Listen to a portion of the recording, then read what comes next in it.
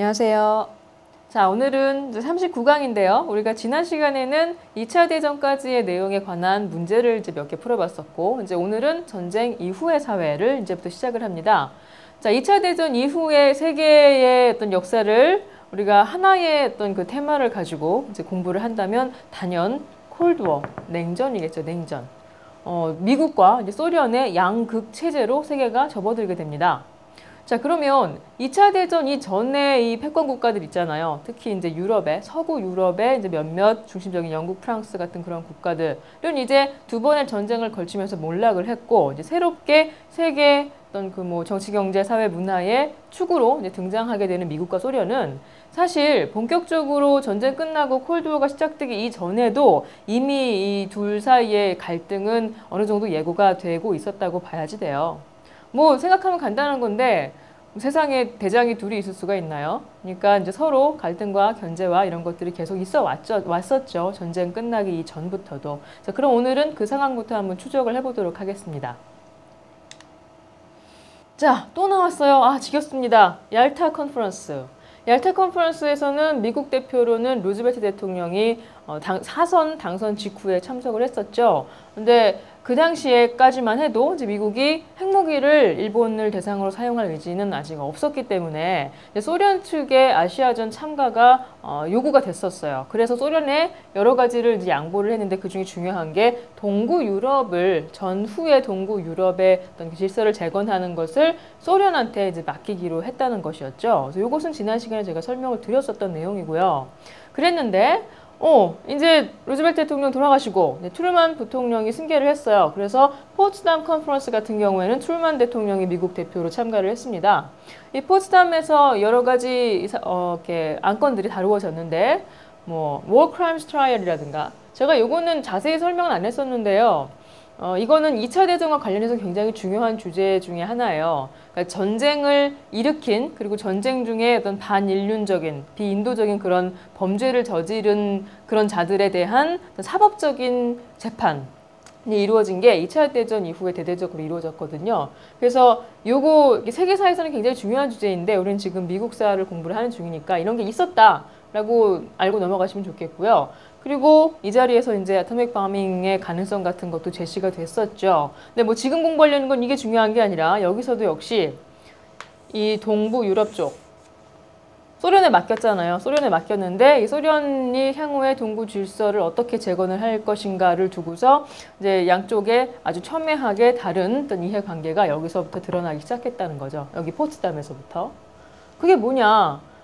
당연히 미국 쪽에서는 이제 동부 유럽에 히틀러가 물러난 뒤에, 독일이 물러난 뒤에 어떤 새로운 민주정부를 구성을 해야 된다라고 생각을 했었고, 스탈린은 겉으로는 뭐 그래야 할 것처럼, 그럴 것처럼 보였지만 사실상 위성국가라고 하죠, 우리.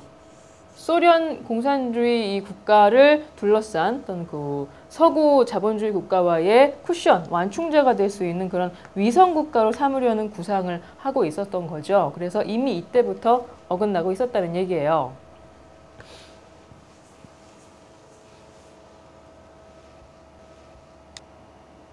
자, 이렇게 해서 얄타와 포츠담을 거쳐서 이제 소련이 동부 유럽을 장악을 했어요. 그래서 이제나 저제나 이 민주적인 정부를 구성하기 위한 적법한 절차, 즉 선거가 이루어질 건가 하고 이제 서방 세계가 러시아, 그러니까 소련을 주목을 하고 있었지만 1947년, 그러니까 전쟁이 끝나고 2년이 있을 때까지도 소련은 미적미적거리면서 그 자유선거를 실시를 안 했단 말이에요. 그리고 오히려 스탈린이 뒤를 봐주는 어떤 공산주의자들이 국내 정치를 장악하는 그런 경우가 여러 나라에서 발생을 했어요. 우린 지금 유럽 공부를 하고 있지만 사실은 우리나라도 그랬죠. 김일성 정부가 들어선 것이 바로 이때쯤이란 말이에요.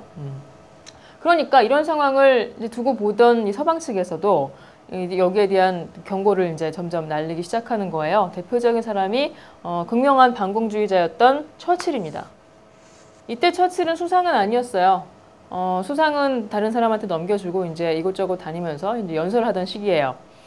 미국에 왔어요. 미국의 풀턴이라는 증기선 만든 풀턴 있죠. 아마 그 이름을 딴 것 같은데 그 풀턴 대학에서 강연을 했어요. 그 강연에서 저놈들 큰일 날 놈들이다. 저 소련 놈들 지금 하는 짓을 봐라.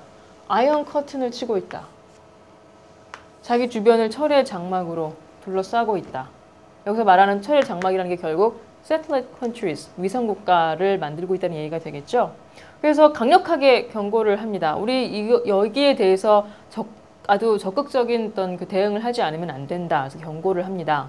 그래서 우리는 콜드워, 냉전이라는 것이 언제 시작이 됐느냐라고 할 때 물론 그 근본적인 원인을 따져 들어가면 제가 말씀드린 것처럼 2차 대전 이전에 이미 워낙 서로 다른 그 두 체제이기 때문에 이것은 갈등이 생길 수밖에 없었다는 거는 알고 있지만 본격적으로 이 냉전이라는 게 시작이 된 걸 어떻게 보면 처칠이 이 아이언 커튼 스피치를 하면서부터라고 볼 수가 있어요. 그래서 symbolic beginning이라고 제가 설명을 해놨죠. 자, 영국의 전 수상이 이런 경고를 날리는 동안 미국의 반공주의자들은 가만히 있었을까요? 그렇지 않았어요.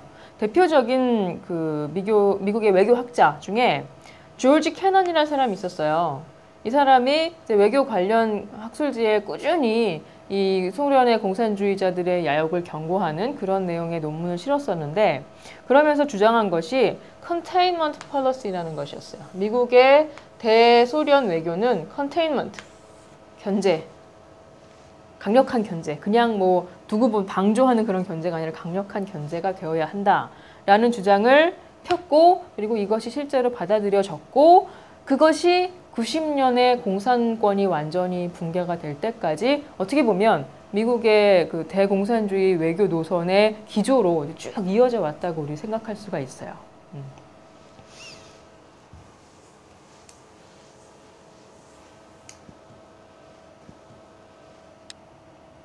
자, 이렇게 지금 소련이 자기 주변의 동구 유럽 국가들을 하나하나 이제 위성 국가로 만들어 가고 있었잖아요. 그래서 여기에 대해서 미국과 영국은 견제, 감시의 눈길로 이제 주시하고 있었고 그런 상황에서 어디서 이제 문제가 터졌느냐 하면 소련이 여기 보시면 이게 지금 그리스입니다. 그리스 반도. 그리고 동쪽은 터키가 있는 소아시아예요. 여기는 지금 다 그 동구잖아요. 이 위로가 쫙 또 동구인데 러시아, 소비에트 러시아가 있고 불가리아, 세르비아 뭐 이렇게 동구권으로 지금 러시아의 영향력이 확대가 되고 있는데 여기에서 이제 어디로 손을 뻗쳤냐 하면 소련이 이쪽이 흑해예요. 흑해. 흑해와 여기는 지중해잖아요. 지중해를 통하는 길이 있어요. 굉장히 좁은 해협이 있어요. 여기는 지금 보스포루스 해협이고요. 콘스탄티노플로 가는 터키의 본토에서 콘스탄티노플 쪽으로 가는 그 해협이 있고 그 다음에 한 번 더 해협이 나오는데 여기가 어디냐면 달다네스라는 해협이에요. 달다네스. 달다네스 스트레이트. 요거는 지역을 알아두셔야 됩니다. 지리적으로 중요한 지역이에요. 그래서 여기를 넘어가면 이제 지중해인 거예요. 그래서 2차 대전 때도 여기를 놓고 큰 전투가 벌어진 적이 있었는데 그게 갈리폴리 전투라고 아마 뭐 영화 같은 데서 많이 이렇게 보셨을 거예요. 그래서 여기가 굉장히 중요한 지역이란 말이에요. 지리적으로. 그래서 여기를 탐을 내는 거예요. 그래서 여기를 탐을 내는데 이걸 위해서 이제 어떤 나라들을 그 포섭을 해야 되냐면 터키. 여기 지금 터키 영토니까 현재. 그리고 넘어가면 바로 그리스잖아요. 그래서 그리스. 그러니까 동구권을 넘어서 터키, 그리스까지 이제 소련이 장악을 하려고 든다는 얘기가 되겠죠. 달다네스 해협을 욕심을 낸다는 것은. 그래서 여기 지역은요. 터키와 그리스는 지금 현재라고 하면 47년까지는 서방의 어느 나라가 이 지역에 좀 큰 영향력이 있었느냐 하면 영국이에요. 영국이 아시다시피 인도로 가는 길을 쭉 지금 식민지로 삼으려고 했었잖아요. 과거에. 그러다 보니까 여기를 지나서 중동, 뭐 이란 이 지역까지 지금 영국이 장악을 하고 있는 상태였다가 전쟁이 끝났잖아요. 47년에 영국에 어떤 선언을 했냐면 도저히 우리 코가 석자라서 이제 다른 나라에 대해서 뭐 왈가왈부할 힘이 없다. 재정 지원도 못 하겠다. 그리고 47년에 선언을 해버렸어요. 포기를 했어요. 포기를 하고 야 얘네들이 지금 우리가 빠져나오면 엉망이 될 거 뻔하니까 그러면 세계적으로 영향을 미치지 않겠느냐. 미국 너네가 좀 도와줘라. 이렇게 미국에 원조를 제안을 합니다. 그래서 미국이 가만 보니까 뭐 별로 도움이 되지도 않는데 도와줄 필요는 없지만 가만 보니까 영국이 여기서 물러나면 소련이 쳐들어오게 돼 있는 거예요. 이리로. 그래서 그것을 막기 위해서 트루먼 대통령이 결단을 내린 것이 바로 뭐냐? 트루먼 독트린입니다.